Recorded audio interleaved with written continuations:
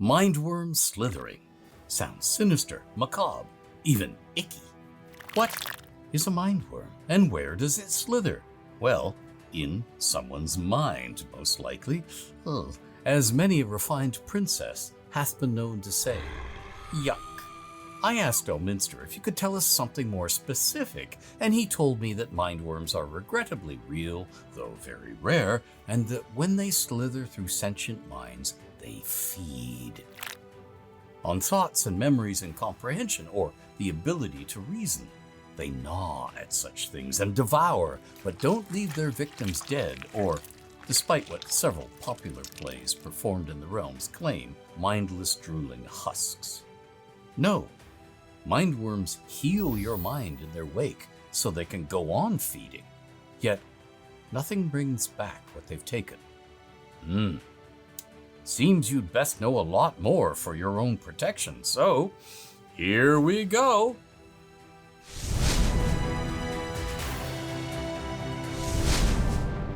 If folk in the realms have heard of mindworms at all, they know mindworms are yellow-white, slender, long, thin maggots that live in the brains of sentient creatures and slither slowly through them, devouring memories and thoughts, until their hosts are mindless drooling husks who stare wide-eyed at nothing or collapse dead, their brains eaten completely away.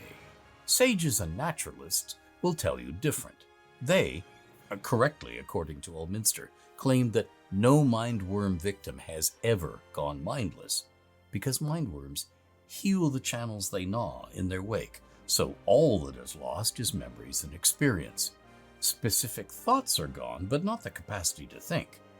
A mindworm can disrupt spellcasting, or make it hard for a victim to memorize or concentrate on a specific spell at a specific time, and both of these things can hamper their battlefield performance or advancing mastery of the art.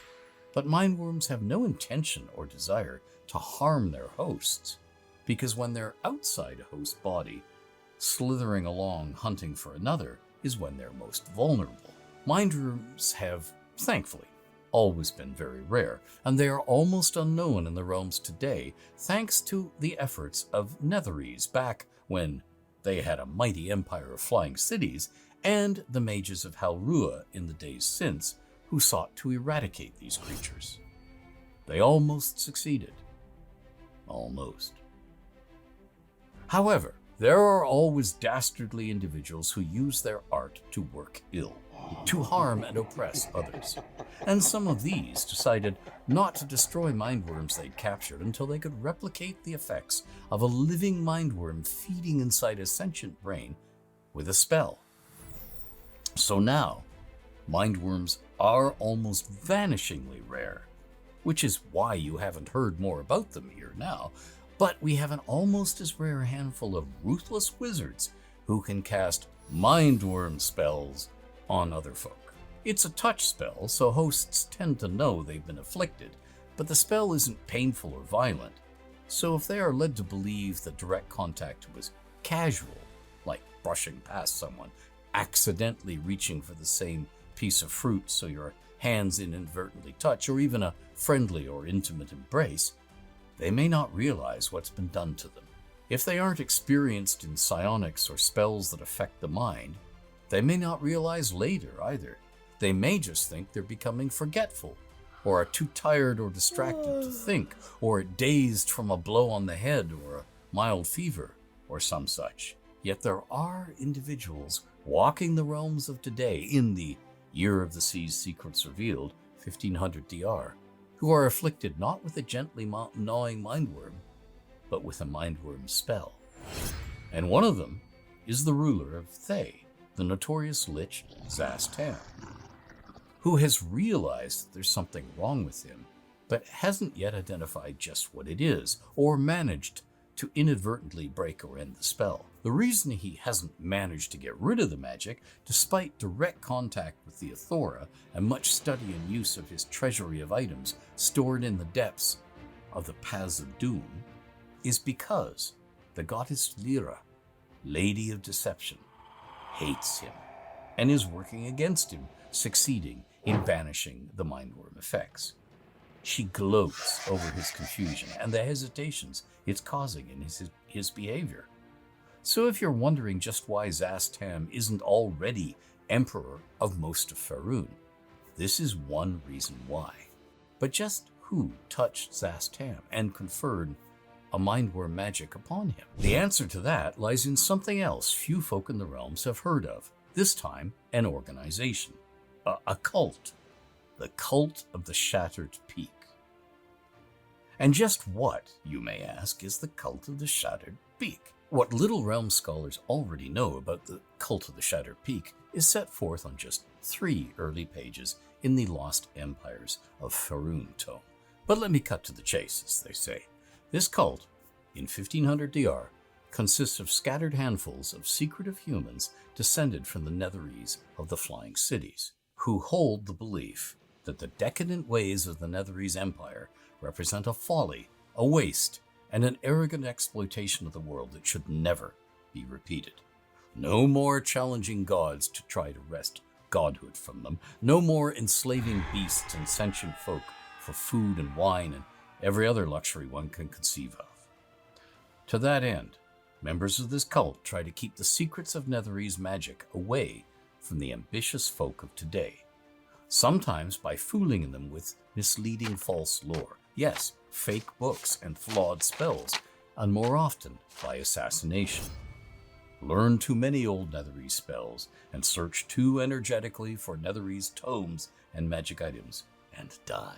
As in, members of the cult who are arcane spell-wielding assassins show up and kill you, trying to reduce your body to something that can't be found or easily resurrected and destroy all records you've made about your Netherese researches. We modern real-world gamers familiar with terrorist organizations from the news and fiction might correctly think of the cult as being organized into cells. That is, small groups that have little or no direct contact with other groups within the cult, so torturing one cult member can't readily lead foes to others. One cell in particular consists of 3 veteran assassins.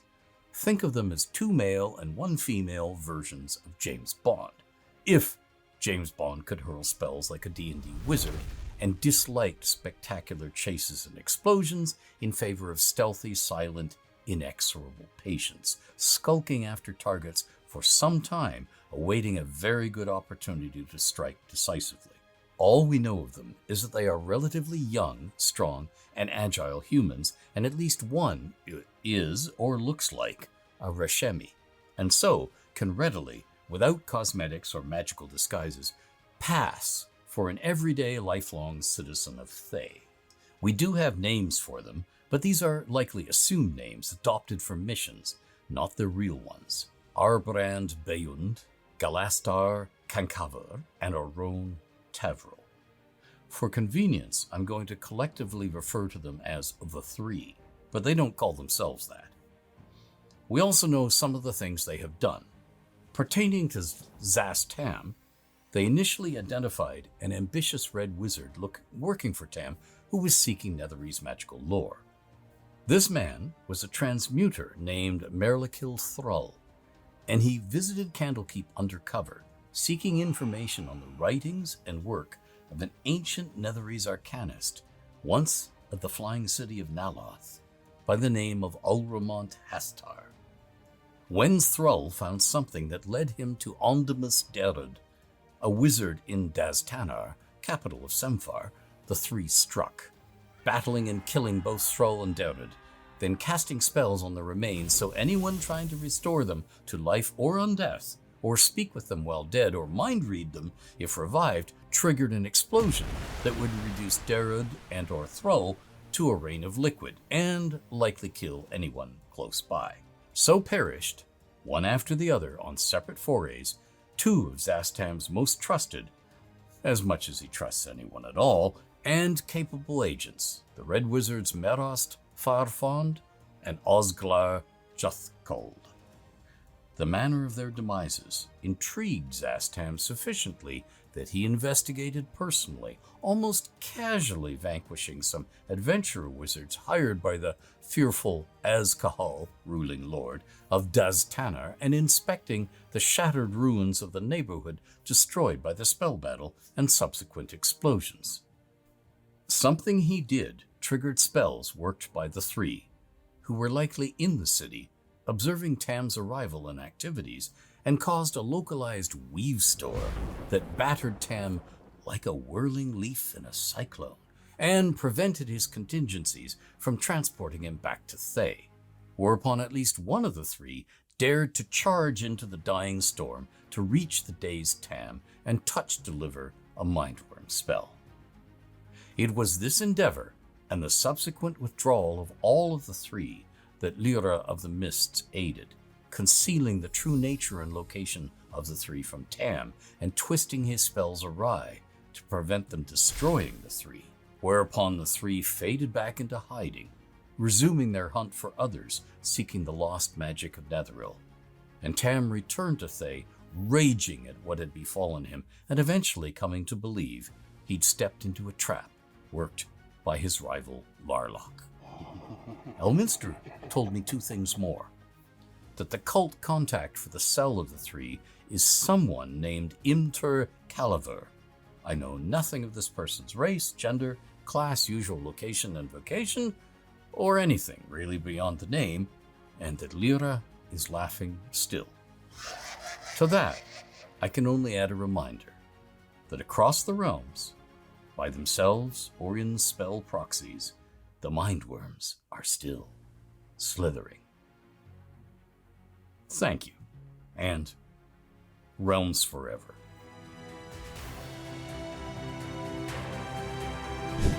I love doing these lore videos.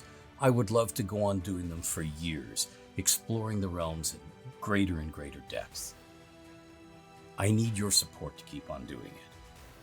Head on over to my Patreon and become Protectors of the Realms so you can support me in making videos that we can go on exploring the realms together for years. See you there. Thank you.